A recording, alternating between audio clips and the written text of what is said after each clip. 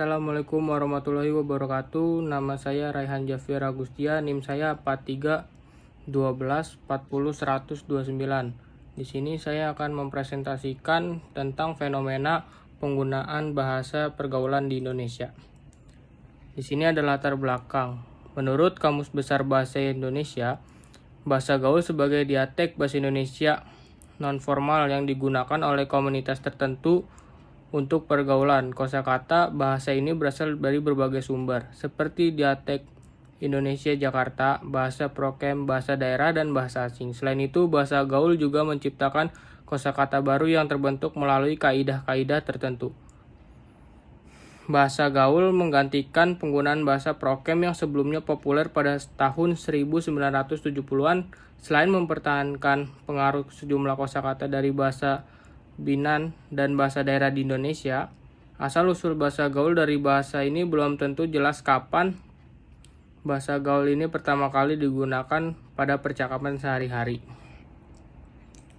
Yang berikutnya adalah pengaruh media sosial. Bahasa gaul adalah bahasa yang merupakan perkembangan atau modifikasi dan berbagai macam bahasa termasuk bahasa Indonesia sebagai bahasa gaul tidak memiliki sebuah struktur gaya bahasa yang pasti. Sebagian besar kata-kata dalam bahasa gaul siswa merupakan terjemahan singkatan maupun plesetan.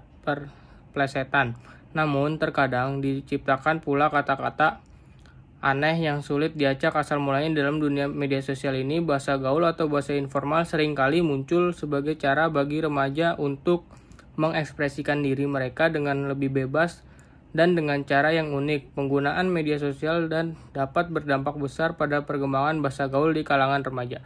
Misalnya, melalui Twitter dan Instagram, tren kata-kata atau frasa baru bisa menyebar dengan cepat di antara remaja, dan hal ini dapat mempengaruhi cara mereka berkomunikasi dalam kehidupan sehari-hari, termasuk di dalam lingkungan sekolah, keluarga, dan pergaulan sosial. Selain itu, media sosial juga memberikan akses yang lebih luas terhadap budaya populer, termasuk musik, film, dan serial televisi yang seringkali menjadi sumber inspirasi bahasa gaul. Yang ketiga ada pengaruh bahasa gaul dalam lingkungan akademis dan formal. Bahasa gaul juga kadang menyusup ke dalam lingkungan akademis dan formal. Dalam beberapa kasus, penggunaan bahasa pergaulan di tempat yang seharusnya menggunakan bahasa resmi menimbulkan perdebatan tentang batasan yang jelas antara bahasa formal dan informal. Pengaruh ini sering terlihat dalam percakapan sehari-hari di kampus atau bahkan di media massa. Yang di sini ada dampak negatif berbahasa formal. Yang pertama ada eksistensi bahasa Indonesia terancam terpinggirkan oleh bahasa gaul.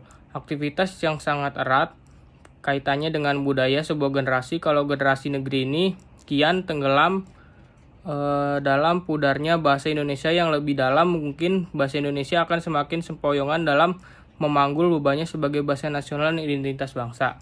Yang kedua ada menurutnya derajat bahasa Indonesia. Bahasa gaul yang begitu mudah untuk digunakan berkomunikasi dan hanya orang-orang tertentu yang mengerti arti bahasa gaul, maka remaja lebih memilih untuk menggunakan bahasa gaul sebagai bahasa sehari-hari, sehingga bahasa Indonesia semakin pudar, bahkan dianggap kuno di mata remaja dan juga menyebabkan turunnya derajat bahasa Indonesia. Yang ketiga ada menyebabkan punahnya bahasa Indonesia. Penggunaan bahasa gaul yang semakin marak di kalangan emas merupakan sinyal ancaman yang sangat serius terhadap bahasa Indonesia.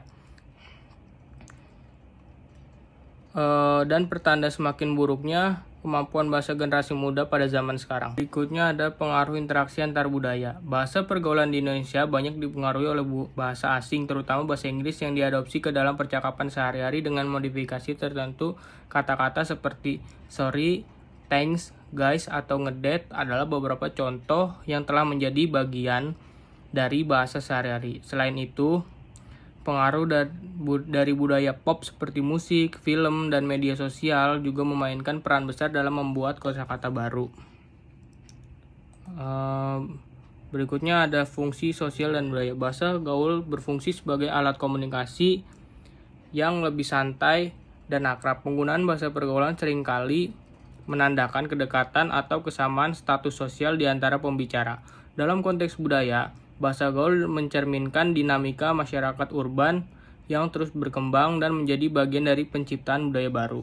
Berikutnya ada kesimpulan dari fenomena penggunaan pergaulan bahasa di Indonesia, mencerminkan dinamika sosial yang berkembang pesat, terutama di kalangan anak muda. Bahasa gaul menjadi salah satu bentuk ekspresi identitas generasi dan dipengaruhi oleh budaya pop, media sosial, serta bahasa asing. Meskipun memberi warna tersendiri dalam percakapan sehari-hari, bahasa ini juga menghadapi tantangan seperti potensi mengurangi kemampuan bahasa di generasi muda untuk berbahasa Indonesia dengan baik dan benar, serta adanya kesenjangan pemahaman antara generasi yang berbeda.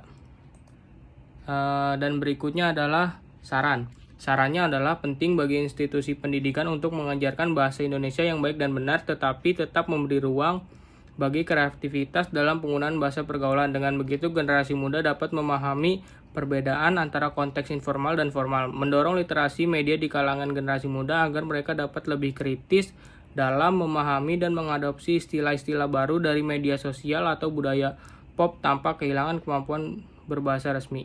Berikutnya adalah daftar referensi atau daftar pustaka yang sudah saya cantumkan ke dalam sini. Dan sekian presentasi dari saya, Rehan Jafir Agustia. Kurang lebihnya mohon maaf. Wabillahi taufiq wal hidayah. Wassalamualaikum warahmatullahi wabarakatuh.